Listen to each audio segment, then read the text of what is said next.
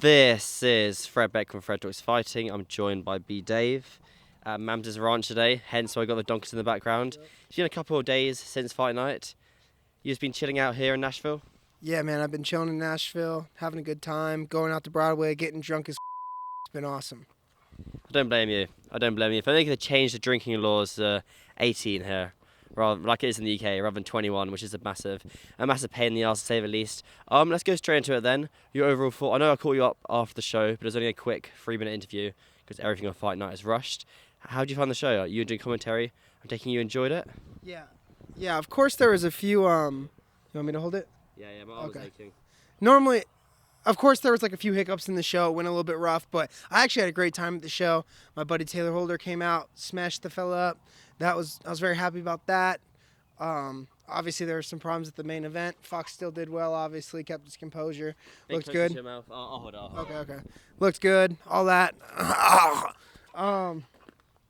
Yeah, but I think it was a great show. I had a great time watching it. I mean, Vitaly and Modine, they both really are bad at boxing, like super bad at boxing. But whatever, it was a great show. I guess for Tali and Modine, they brought in kind of the numbers, and also then Tayler Holder provided the skill, Fox's G provided the skill. You got the chickens being very loud over here, being a massive pain in the ass. Okay, let's about this then. Tayler Holder and Bryce Hall going at it at ringside. I guess you were ringside, but you weren't involved. Yeah, I was working commentary, so I was on the other side of the ring compared to where like Bryce and Taylor's corner were. But yeah, Bryce Hall, buddy. I'm pretty sure that fight's gonna happen soon. All right, Mish. I'm pretty sure that fight's fixing to happen though, which is pretty cool. I think that's a big fight for influencer boxing. Let's start walking this way because those chickens are getting rather loud. Yeah. I can see the people in the comments getting annoyed about the audio. Let's just walk over here where the horses are. A bit past these guys. And over here, there we go, it's a lovely little background here. Tayler Holder, Bryce Hall, I've heard rumours it's going to happen on Bare Knuckle. Well, these guys are following us. Oh. It's expensive camera, guys. Okay, let's stand here, Brendan, we'll carry it on. Alright. I'll make sure these guys don't ram in front of you. Anyway, let's talk about this then.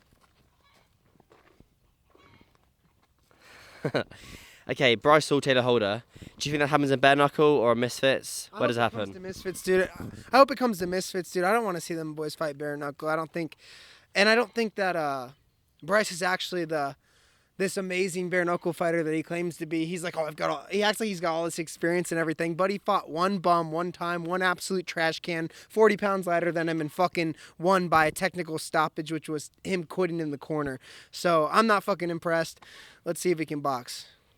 Can he box? I know he was very critical of Tayler Holder's performance on about 4 days' notice this time around. Can Bryce Hall box? Is he more of a scrapper?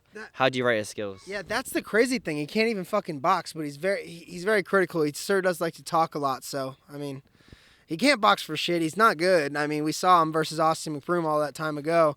I don't think anything's really changed. Is that kind of fight a pay-per-view worthy fight? If it's right on the card, could Bryce Hall, Tayler Holder be a pay-per-view matchup? Yeah, I think it could be like. I could definitely be a co-main on a pay-per-view, maybe even a main event.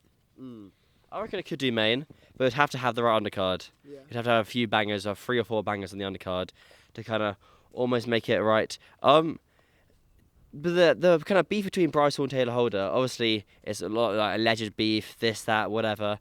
Do you think the press conference will be heated, tables being thrown? Will we see like a kind of replica of what the Tommy Fury KSI press conference was? Yeah, I think there'd be a lot of people actually hitting some nerves on each other, and it'd be pretty crazy back and forth.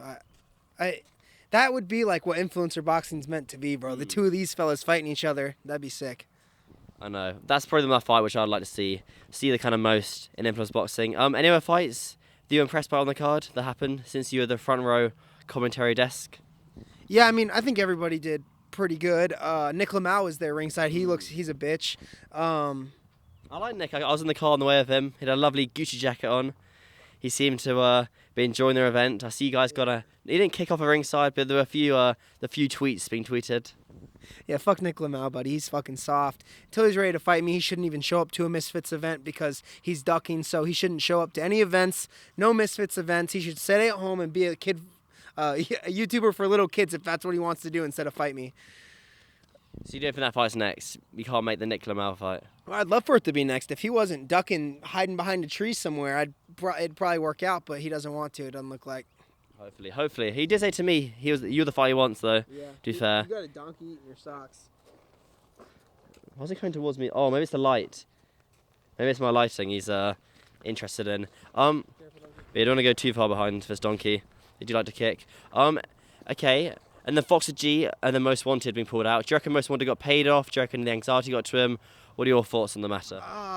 Yeah, I could see how it could happen, bro. If you know you're not ready for a fight and you're taking a fight and you know you're not ready, that's the worst feeling, bro. Fucking knowing that you're not where you should be or where you could be or what you could have done more, you should have done more, you would have done more, but you didn't, and that seems to be a pretty. What are we doing? Yeah, it looks better with the. It looks a lot better with the field in the background. Okay. Let's put my thing on here. My arm is killing me. Yeah, you want me to hold it? I'll hold it. No, let me just switch arms, sir. Oh, that's way easier. Okay. So let's start with that question again. So Most Wanted, obviously, that's kind of one of the other main talking points. Do you reckon it was the nerves? People saying he got paid off by Aiden Ross. There's a lot of kind of alleged kind of conspiracies going around. What are your thoughts on the matter? I get the anxiety thing. I bet if you're showing up to a fight and you know you're not ready, you should have done more, would have done more, could have done more, but you didn't do more in the training camp, and you just know you're about to get obliterated. I bet it's a pretty scary feeling. I get like how anxiety can get to you because I feel anxiety before my fights. Even when I know I'm ready, I still feel the anxiety. So I get it. Sucks that the kid kind of blew his shot for him. Anyways, it seemed like to be his first kind of big break, So. These donkeys are very friendly, I have to admit. Very, Cool. very nice. Yeah, it's annoying. And then what do you make of the bomb threat going off halfway through? I guess that's a classic, not Misfits, but like a classic influence boxing thing to happen. Yeah, I guess. I don't know. I was working commentary. I was sitting down at the desk. You could still hear me on TV, and they're like, you got to go. I'm like, I'm working here. And they're like, get up and go. So I went out to the car with my buddies, RJ and Justice, and had a few beers in the car because we had a 12-pack in there. So we crushed it. We each had 4. That's fair. Drinking and commentary, is that allowed? I don't know. I didn't think we were coming back. I thought we were Really? definitely out for the night. But I only had a couple of beers. But then, dude, these donkeys are in my rectum. Yeah. I think I went back, did the last couple of fights off after a couple of beers, but it was nothing crazy. Yeah, that's fair. That's fair enough indeed. And then just one last thing. KSI's heard. Did you see his tweet against Aiden Ross? Saying like, Aiden, you know what you just started recently? No, I don't even know what you're talking about. Oh, well, it seems like the KSI isn't the most pleased by Aiden that I've seen on Twitter. Do you think that this is kind of lit a fire under KSI to kind of get back in the ring, make sure Misfits stays the #1 influencer boxing promotion? Yeah, bro. Well, I mean, it's definitely the #1 influencer boxing promotion. It's the only one that's really worth talking about. I mean, KSI is there's events with people who nobody ever heard of for real, and like I'm sure they're cool and I'm sure they're good, but like we're on to zone and stuff. You know what I'm saying? It's 2 different categories. It's levels. Yeah, it's 2 different categories. We're on to zone. I think what he's got going on is dope. It'd be something I'd even be interested in running myself one day if I was ever big enough to do it. But yeah, I mean, we're on to zone. They're on kick. It's just different. Before we wrap this interview up, I know we're going for a little bit of time here, and it's very cold outside. Anything else coming up for you in the world of not Misfits, but in the world which isn't involved in Misfits? Your daily life, any content, anything special? Yeah, bro, I've just been training. I'm starting. I know most people that are watching this probably won't care. I'm shooting for a different demographic with this YouTube channel, but I'm starting a Fortnite channel right now. It's called Bdave Plays. It's not. I don't even have the link for it yet.